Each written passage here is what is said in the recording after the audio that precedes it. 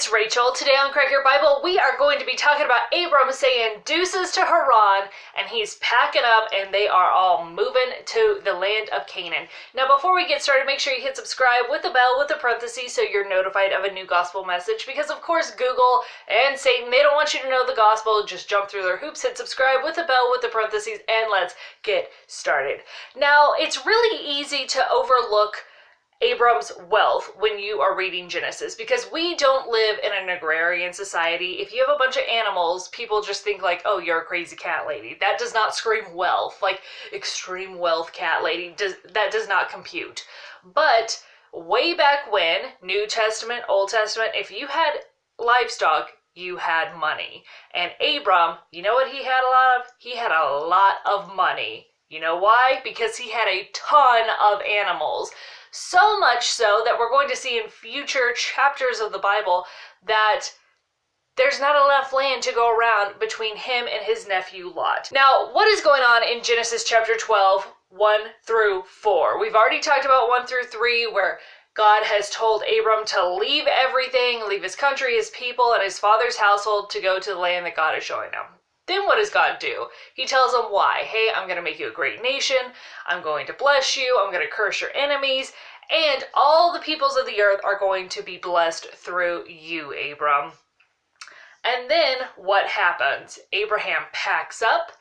He takes Lot, his wife Sarai, their possessions, and all the people that they had gathered in Haran, and they set out to go to the land of Canaan. Now, people might be like, okay, so he's packing up moving. No.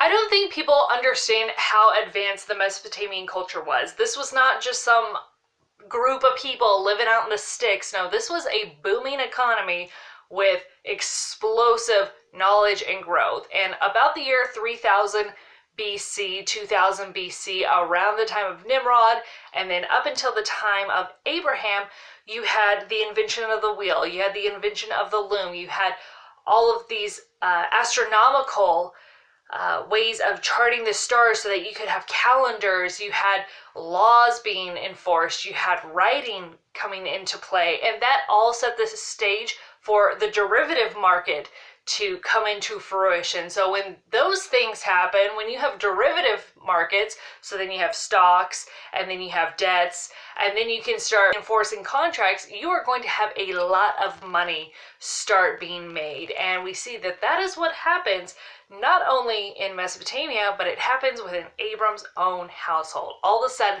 he is super, super wealthy. It's not just like, oh, he's a poor desert man in a small tent. No, this man is running Amazon. This man is running Google. This man is running Facebook. He has a vertical integration business, a backwards vertical integration business where he not only has possessions, he has people. He has a corporation going because he has animals. We're going to see in later chapters that he has men who are born into his household that make up a battalion that goes to war with other kings. People who are just moderately wealthy, oh, you're kind of upper middle class, don't have armies. One of my friends, he was telling me about his parents back home. He's not from the US. He was saying how his dad had to fire the chief of security because he was sleeping with one of their housekeepers. And I was like, head of security? Yeah, because my friend's family are politicians overseas.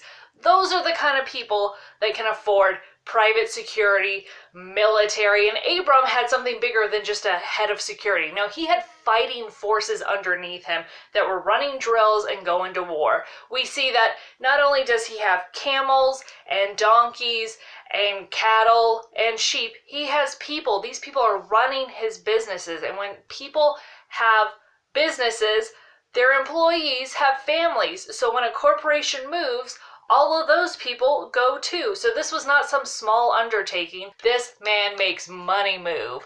So don't think Abram is poor. Abram is not poor.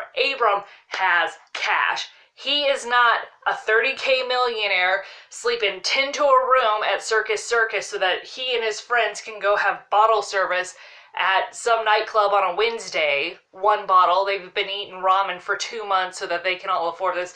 No. Abram is the real deal. Abram has money. He has stacks on stacks on stacks. He has staff. He's running a corporation. And when God tells him to move, you know what he says? Hey, everybody, pack up. We're leaving. So it's not, oh, let's throw all of our junk into the back of our 1983 Toyota Tercel, Sarai and my nephew Lot. It's like, no, hey, corporation, guess what? We're all moving. And he brings Lot with him because he doesn't have a son right now. So if he dies, somebody has to run the family business, and obviously it's going to be Lot. So that's what we see Abraham do. Packs up everything, not just this piece of junk car. No, he's packing up his camels, which are the Lambos of the day. He has his convoy, his fighting men, their household, all of it. They're all moving. We're all moving to Canaan, and it's not an easy undertaking, but God told him to do it, so he's willing to do it. He's not like these other older people. Oh, I'm retired, I'm comfortable, I've lived my life, let me just go home to Jesus. No, when God tells you to do something, doesn't matter your age, doesn't matter how much money you have, we are going to be working till the day we die to expand God's kingdom. And that is why Abram was chosen, because he will do what God tells him to do. God chose him because he wanted to choose him, but also Abram, he'll do what God tells him to do. He was a good candidate for this because no matter what comfortable life he had, doesn't matter his business connections, the fact that he was an aristocrat, if God tells him to go, he's like, bye Haran, deuces. And that's what we got to do. When God tells us to do something, doesn't matter how comfortable we are, doesn't matter if we're, oh, just take me home to Jesus. No, we got to keep on working. We are going to work till the day we die to further God's kingdom. And we see that is what Abram did. So tell me below in the comments if you've ever heard that Abram was poor or that he was like just a Bedouin. Tell me below, how did you imagine Abram when you first heard about him, maybe in church or when you were a kid? Did you picture him as like basically a minor king, or did you picture him as just like some random old uneducated man living in tents? So again, I want people to recognize that these people had money, these people had power, these people had influence, and this allowed the things that we are going to see in the rest of the book of Genesis to come into fruition. This is why Abraham is able to get an audience with Pharaoh. This is why Jacob understands derivatives and grain markets when he's down in Egypt while he is promoted to second in command. It's because his whole family has this business going. They're wealthy and it's been passed down and passed down. All this knowledge is passed down. So these men are businessmen. Not only are these men businessmen, but they're aristocrats. We talked about this in the other videos when we talked about Terah supposedly being like this with Nimrod, according to like the Jewish traditions. So realize that we're not dealing with a bunch of poor, uneducated, dumb Bedouins out in the desert. No, these people are wealthy aristocrats who are basically like small kings that are running the show, and that is why that God is able to utilize them to have audiences with major players in the Bible. This is why they're able to talk to kings. This is why they're able to wage war, because they have the money. So I want you all to realize that Abraham was not some poor dude.